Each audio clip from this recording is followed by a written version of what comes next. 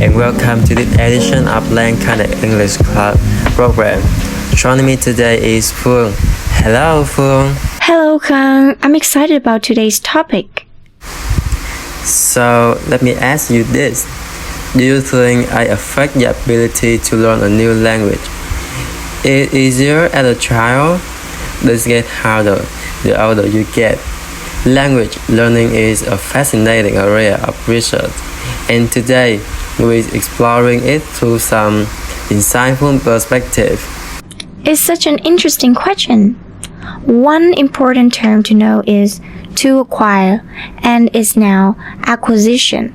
For example, we call learning your native language first language acquisition and learning another language second language acquisition. Children seem to pick up languages easily, but adults often struggle. Why is that?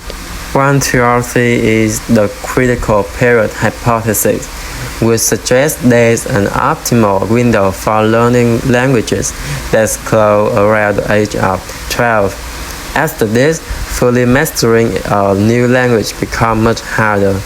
Let's hear from Lydia White, a professor at McGill University Department of Linguistics. What does she think about this hypothesis? The critical periods hypothesis is quite controversial and comes in many forms. Common to most versions is the claim that for certain periods of your life, things are very beneficial for acquiring languages. In my view, adult second language learners can successfully acquire a second language to a extent of being indistinguishable from native speakers. That's an encouraging perspective. Professional White believes adults can achieve native-like fluency despite the critical period theory.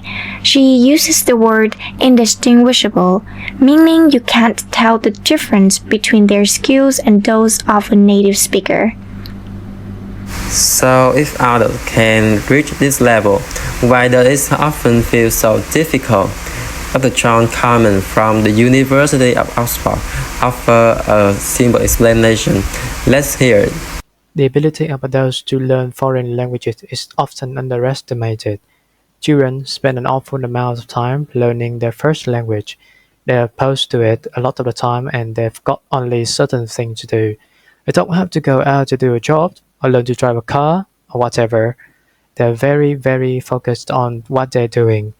Whereas most adults who are learning a language later in life just don't have the luxury of spending anywhere near a fraction of the time that children spend learning languages. That makes sense. Adults have responsibilities that limit their time to focused language learning, unlike children who can dedicate their days to it. But is that the whole story? Eric Thiessen, director of Carnegie Mellon University Infant Language and Learning Lab, has another viewpoint. Let's listen to what he said about the disadvantage. We, as adults, have more than 20 years of experience with a dominant language that is going to interfere with acquiring a second language. And that's a handicap that infants don't face. So there are things you can certainly do as an adult to help yourself. But I'm afraid that infants are always going to be the blue ribbon champion language learners. That's a new perspective. He suggests that adults' existing knowledge of their first language can act as a handicap, making it harder to learn a second language. Infants don't have this issue, which gives them an advantage. Despite these challenges, adults can still learn a new language successfully. The key is consistent practice and immersion. So don't give up. We are not effort. Projects is always possible. Absolutely. And to all our listeners, good luck on your language learning journey. Before we go, we want to take a moment to express our gratitude to the BBC for their incredible inspiration. The original version of this program was broadcast by BBC Learning English, a platform that has been guiding life for millions of learners worldwide. Their dedication to making English accessible and engaging has truly inspired us at LangConnect English Club to bring similar content to our community. That's right. The BBC's efforts in producing quality language learning materials continue to motivate educators and learners globally.